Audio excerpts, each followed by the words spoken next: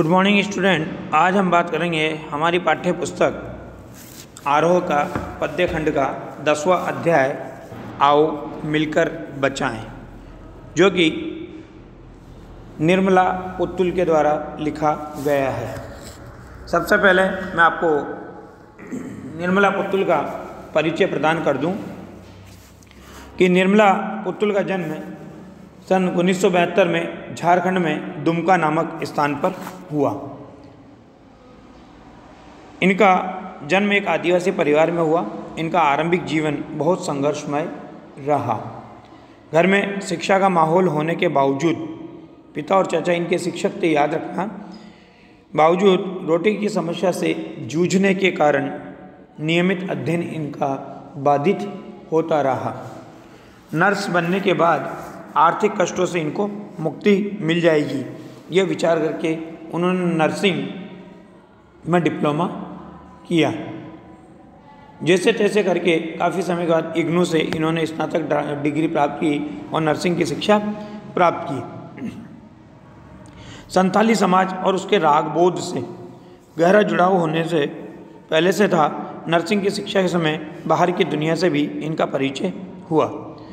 दोनों समाजों की क्रिया प्रतिक्रिया के बोध से वह विकसित हुआ, जिसमें वह अपने परिवेश की वास्तविक स्थिति को समझने में सफल हो सके। उन्होंने आदिवासी समाज की विसंगतियों को बड़ी तल्लीनता से उकेरने का प्रयास किया है कि किस तरह से आदिवासी समाज कड़ी मेहनत के बावजूद खराब दशा का शिकार है। कुरीतियों के कारण उनकी पीढ़ियाँ बिगड़ती जा रही है। थोड़े से लाभ के लिए उनको बड़े बड़े समझौते करने पड़ रहे हैं। उस आदिवासी समाज में पुरुषों का वर्चस्व है। वो अपने स्वार्थ की पूर्ति के लिए पर्यावरण की हानि करते हैं। शिक्षित समाज का दिक्कुओं और व्यवसायियों के हाथों की कठपुतली बनना, मतलब पैसे वालों के हाथों की कठपुतली बन जाना आदि वे स्थितियाँ हैं जो इन्होंने अपनी कविताओं में केंद्र बना करके रखी है, या केंद्र बना करके इन्होंने अपनी कविताओं में ये भाव प्रकट किए हैं। वे आदिवासी जीवन के कुछ अनछुए पहलुओं से कलात्मकता के साथ हमारा परिचय करवाती है और संथाली समाज के सकारात्मक और नकारात्मक दोनों पहलुओं को बेबाकी से वो हमारे सामने रखती है। संथाली समाज में जहाँ एक और सादगी, भोलापन, प्रकृति से जुड़ाव और कठोर परिश्रम करने की क्षमता जैसे सकारात्मक तत्व है, वहीं दूसरी ओर उसमें अशिक्षा, कुरीतियाँ और शराब की ओर बढ़ता हुआ झुकाव भी है। इनकी प्रमुख रचनाओं के रूप में नगाड़ों की तरह बजते शब्द, अपने घर की तलाश में आदि इनकी प्रमुख रचनाएं हैं। यहाँ पर आपको जो कविता प्रस्तुत की गई है, इस कविता में देखिए दोनों पक्षों का यथार्थ चित्रण हुआ है। कौन कौन सा पक्ष? एक तो प्रकृति का प्रेम और एक संस्कृति का प्रेम। इस कविता में दोनों पक्षों का यथार्थ चित्रण हुआ है और बहुत बड़े संदर्भ में ये कविता समाज में उन परंपराओं को बचाने की बात करती है जिनका होना स्वस्थ सामाजिक प्राकृतिक परिवेश के लिए अति आवश्यक है। प्रकृति के विनाश और विस्थापन के कारण आज आदिवासी समाज संकट में आ चुका है, जो इस कविता का मूल स्वर है। संथाली भाषा से हिंदी में रूपांतर अशोक सिंह के द्वारा किया गया है। सबसे पहले मैं आपको विस्थापन की समस्या बता दूं कि जिसके कारण व्यक्ति को अपने जन्म स्थान को छोड़ करके, अपनी मातृभूमि को छोड़ करके, सरकारी योजनाओं के चलते, बड़े लोगों के चलते, सरकारी प्रोजेक्टों के चलते या आजीविका प्राप्त करने के लिए अपनी जगह को छोड़ करके जाना पड़ता है। उसे कहा जाता है विस्थापन की समस्या। अब बात करते हैं हम कविता की। कवियत्री कह रही है कि आओ मिलकर बचाएं। किस किस को बचाने की बात कवियत्री यहाँ पर कह रही है? देखिए, अपनी बस्तियों को नंगी होने से, शहर की आबो हवा से बचाएं उसे, बचाएं डूबने से पूरी की पूरी बस्ती को हड्डियाँ में, अपने चेहरे पर संथाल परगना की माटी का रंग, भाषा में झारखंडीपन।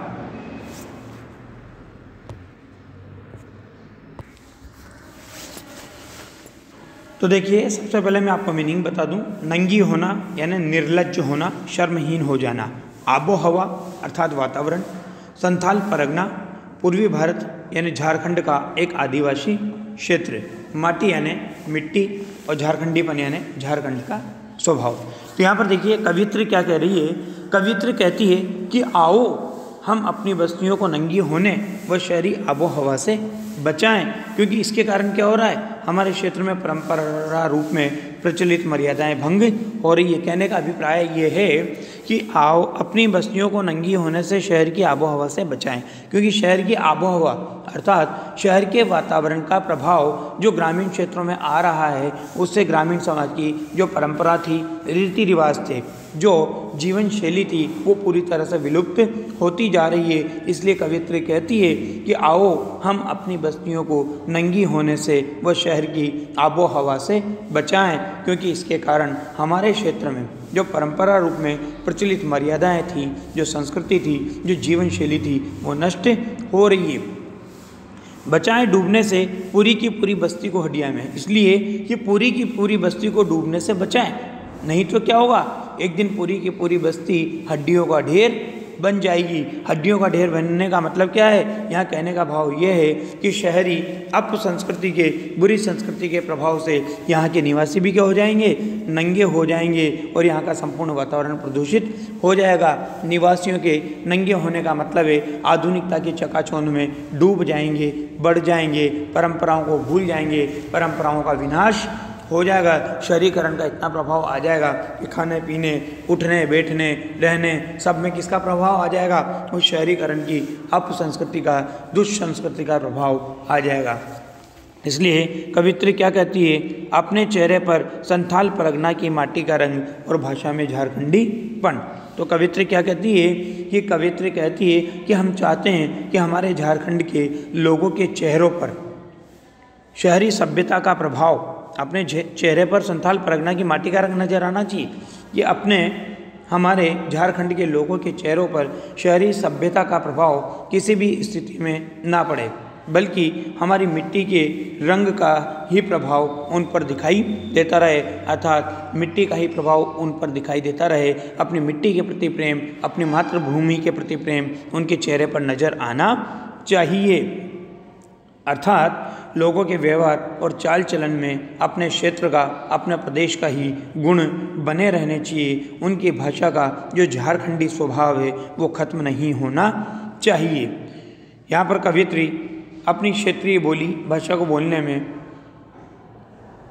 प्राथमिकता देते हुए कहती है कि यहाँ के निवासियों को अपनी भाषा को बोलने में लज्जा का अनुभव नहीं होना चाहिए। इसलिए कवियत्री कहती है कि भाषा में झारखंडीपन, अर्थात कि उनकी भाषा में झारखंडीपन रहना चाहिए, अर्थात झारखंडी स्वभाव रहना चाहिए, वो नष्ट नहीं होना चाहिए। वो अपनी क्षेत्रीय बोली भाषा बोलने में किसी भी तरह से लज्जा का अनुभव नहीं करें। देखिए यहाँ मूल बात जो आ रही है, सबसे बड़ी बात है बस्तियों के नंगी होने और शहर की आबो हवा और संथाल परगना की माटी का रंग। तो मैं समझा देता हूँ एक बार वापस कि बस्तियों के नंगी होने का यहाँ आशय है, यहाँ के लोगों पर शहरी वातावरण का प्रभाव तेजी से पड़ रहा है, जिसके कारण उनके रहन सहन, खान पान, भाषा, बोली, वेशभूषा सब में दिन प्रतिदिन परिवर्तन आता जा रहा है। वे अपने शरीर पर बहुत कम कपड़े पहनने लगे हैं, जिससे उनका तन ढका हुआ दिखाई नहीं देता है। दूसरा आशय ये है कि खड़े पेड़ों की कटाई से प्रकृति का भी तो विनाश हो रहा है। खड़े पेड़ों की कटाई से बस्तियाँ कैसी होती दिखाई दे रही है, मानो नंगी और वीरान होती हुई दिखाई दे रही है। दूसरी बात कही है यहाँ शहर की आबो हवा। तो देखिए शहर की आबो हवा से कवियत्री अपनी बस्तियों को इसलिए बचाना चाहती है क्योंकि शहरी संस्कृति की नकल करने से उनमें नग्नता, अश्लीलता बढ़ती जा रही है। बस्तियों के लोग शहरी रहन सहन की देखा देखी ऐसे वस्त्र पहनने लगे हैं जिससे उनका शरीर तो कम ढकता है और खुला हुआ ज़्यादा दिखाई पड़ता है, जिसके कारण उच्छृंखलता को बढ़ावा ज़्यादा मिल रहा है। तीसरी बात है यहाँ पर संथाल परगना की माटी का रंग। तो हम बात करते हैं संथाल परगना के माटी के रंग से आशय यह है कि वहाँ के रहने वाले लोगों में वहीं की मिट्टी के गुण अर्थात वहीं के वातावरण की छाप बनी रहे, उनमें शहरी परिवेश का प्रभाव दिखाई नहीं देना चाहिए। भाषा में झारखंडीपन, इसका भी मतलब आप समझ लो, झारखंडीपन से अभिप्राय है झारखंड में रहने वाले लोगों के स्वाभाविक गुण, जैसे उनका भोलापन, उनकी सरलता, उनका जुझारूपन, उनका अक्खड़पन, उनकी जिंदादिली आदि उनमें विद्यमान रहनी चाहिए। तत्पश्चात देखिए, ठंडी होती दिनचर्या में जीवन की गर्माहट, मन का हरापन, भोलापन, दिल का अक्खड़पन, जुझारूपन भी, भीतर की आग, धनुष की डोरी, तीर का नुकीलापन, कुलाड़ी के धार, जंगल की ताज़ा हवा, नदियों की निर्मलता, पहाड़ों का मौन, गीतों की धुन, मिट्टी का सौंधापन, फसलों की लहलहाहट। यहाँ पर देखिए, पहले मीनिंग समझा दूँ।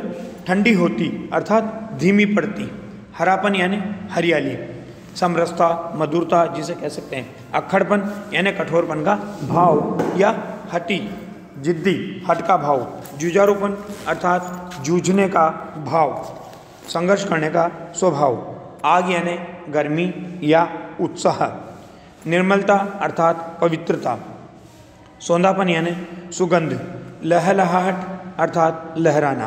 तो अब बात करते हैं हम कविता के बारे में कि ठंडी होती दिनचर्या में जीवन की गर्माहट। कवित्री कहती है अपने प्रादेशिक गुणों को बचाने के लिए आग्रह करती हुई कहती है कि शहरी संस्कृति के प्रभाव में आने से यहाँ के लोगों की दिनचर्या में क्या हो चुका है, यहाँ के लोगों की दिनचर्या में एक प्रकार से ठहराव आ गया है, अर्थात इनकी दिनचर्या ठंडी हो गई है। उनके जीवन में जो समाई हुई गर्माहट थी, अर्थात जो ओज था, जो उत्साह था, वो समाप्त सा हो गया है। उसके साथ साथ मन का हरापन, भोलापन, दिल का अक्खड़पन और जुझारूपन भी, और क्या क्या समाप्त हो गया, और उनके मन में छाई हरियाली अर्थात सरसता और मधुरता नष्ट सी हो गई है। वे एक दूसरे से कटे कटे से रहकर जीवन यापन करने लगे हैं। कि पहले तो क्या होता था, सब एक दूसरे से मिलते थे, एक दूसरे के साथ बैठा करते थे, एक दूसरे के प्रति मन में प्रेम का भाव रहता था। इसलिए क्या कहती है कवित्री, उनके मन में छाई हरियाली अर्थात सरसता और मधुरता नष्ट सी हो गई है। वे एक दूसरे से कटे कटे रहकर जीवन यापन करने लगे हैं। ये सब जो कमियां और कमजोरियां जो दृष्टिगत होने लगी है, वे सब मिट जाएं और उनके जीवन में उत्साह, सरसता और मधुरता का संचरण होने लगे। उसके बाद क्या कहा, देखो इनके जो गुण थे, भोलापन, दिल का अक्खड़पन, जुझारूपन, भीतर की आग, धनुष की डोरी। तो कवित्री क्या कहती है कि इनकी दिलों में, इनके हृदय में, इनके मन में जो शहरी संस्कृति का कुप्रभाव आया है, जो शहरी संस्कृति के प्रति आकर्षण बढ़ा है, उस आकर्षण से क्या हो चुका है, जो इनका भोलापन था, अक्खड़पन था और जुझारूपन था, वो समाप्त हो गया है। मतलब ये एक दूसरे के प्रति भोले रहा करते थे और गलत बात का विरोध किया करते थे, हर काम में अपने संघर्ष का भाव दिखाया करते थे, उत्साह से हर कार्य में संलग्न रहा करते थे। आज वो इनके जीवन से समाप्त हो गया है। अतः इनके दिल दिमाग में ये अक्खड़पन, भोलापन और जुझारूपन फिर से आ जाए, ताकि ये अपने संस्कारों से पूरित हो सकें। उसके पश्चात कवित्री क्या कहती है, देखिए कि कवित्री अपने प्रदेश की पहचान और प्राकृतिक परिवेश को फिर से लौटाने का आग्रह करते हुए कहती है कि मैं चाहती हूँ कि प्रदेशवासियों के जीवन का उत्साह ठंडा न हो और नष्ट न हो, अतः उनमें उत्साह की ऊर्जा बनी रहे। इसलिए कहती है कि धनुष की आग, भीतर की आग, धनुष की डोरी, तीर का नुकीलापन, कुलाड़ी की धार। तो क्या कहा, देखो कवित्री कहती है कि उनके धनुष की डोरी और तीर का नुकीलापन पहले जैसा ही बना रहे, अर्थात वो शिकार करके जो जीवन यापन किया करते थे वो परंपराएं आज भी रहनी चाहिए। और कुलाड़ी की धार भी यथावत बनी रहे, अर्थात वो जीवन जीने के लिए पेड़ों की लकड़ियाँ काटते थे और उससे भोजन बनाते थे और अपना जीवन सुचारू रूप से चलाया करते थे। उसके बारे में यहाँ पर बात की गई है कि उनके धनुष की डोरी और तीर का नुकीलापन पहले जैसा ही बना रहे और उनके कुलाड़ी की धार भी यथावत बनी रहे। कहने का आशय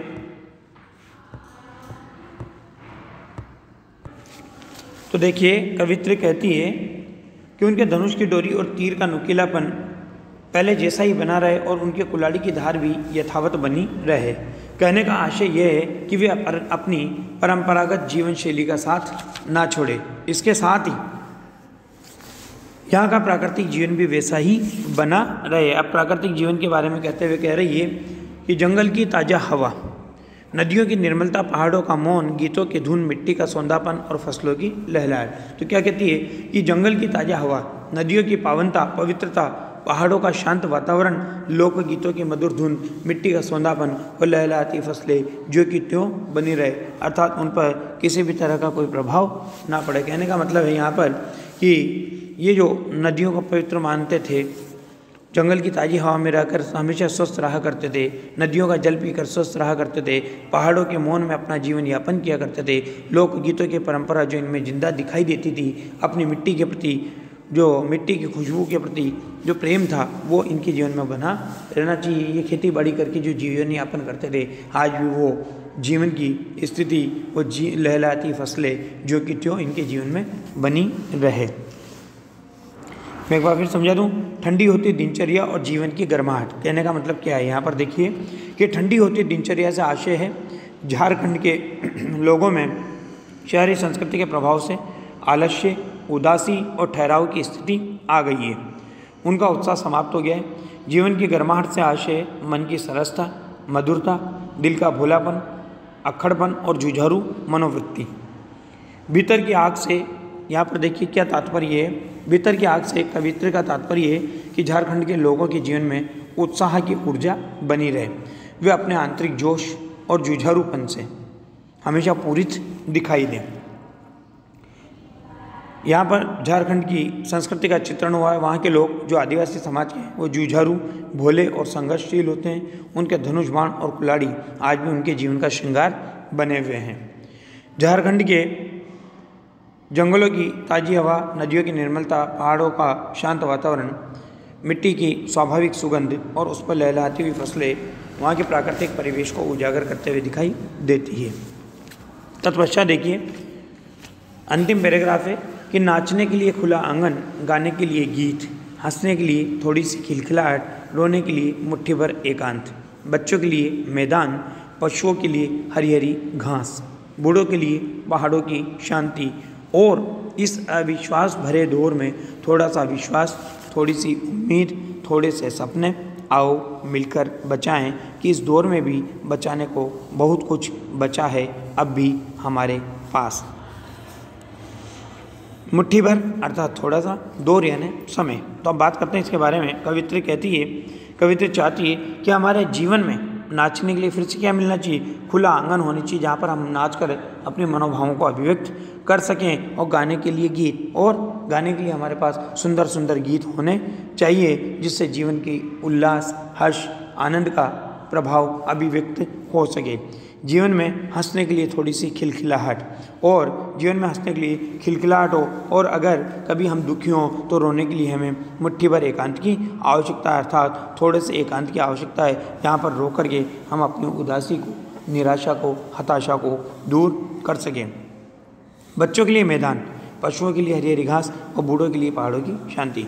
कि बच्चों के खेलने के लिए थोड़ा सा मैदान मिलना चाहिए, पशुओं को चढ़ने के लिए फिर से हरी हरी घास मिलनी चाहिए। इसके साथ ही बड़े बूढ़ों के लिए पहाड़ों का शांत वातावरण भी उपलब्ध होना चाहिए जहाँ पर वो जीवन का अपना समय बड़ी शांति से, मौन के साथ, साधना में, धर्म में व्यतीत कर सकें। तत्पश्चात आज वर्तमान दौर के ऊपर व्यंग्य करते हुए कवित्री कहती है, अंत में कवित्री वर्तमान समय के ऊपर व्यंग्य करते हुए कहती है कि और इस अविश्वास भरे दौर में थोड़ा सा विश्वास, थोड़ी सी उम्मीद, थोड़े से सपने। कि कवित्री चाहती है कि आज जो अविश्वास भरा वातावरण उत्पन्न हो चुका है, जिसमें कोई किसी पर विश्वास नहीं करता, इसमें जो थोड़ा सा विश्वास, थोड़ी सी आशा और थोड़े से सपने हैं वो आपस में बने रहें। इस दृष्टि से कवित्री क्या चाहती है और कहती है कि आओ हम सब मिलकर विश्वास, आशा और सपनों को बचाएं, क्योंकि इस अविश्वास के युग में अभी भी ये भावनाएं पूरी तरह से समाप्त नहीं हुई है। हमें अतः क्या करना चाहिए, आओ मिलकर बचाएं कि इस दौर में भी बचाने को बहुत कुछ बचा है अब भी हमारे पास। ये कहती है कि हमें इनको बचा कर रखना चाहिए, अभी भी समय है और अभी भी हमारे पास है। मैं आपको इनके बारे में बता दूं एक बार वापस कि झारखंड के लोगों की जीवन शैली कैसी है। झारखंड के लोगों की जीवन शैली में नाच गान, हंसी खेल का एक स्वाभाविक सा स्थान है। यहाँ के लोग मिलजुल कर नाचते हैं, गाते हैं, हंसते हैं तो खुलकर हंसते हैं और रोते हैं तो खुलकर रोते हैं। हंसने और रोने को लेकर कवित्री कहना चाहती है कि झारखंड में अभी भी स्वाभाविक हंसी और रुदन बचे हुए हैं। यहाँ के लोग अभी भी अन्य शहरों की तरह संवेदन शून्य नहीं हुए हैं, वे खुलकर आपस में मिलकर सुख दुख प्रकट करते हैं।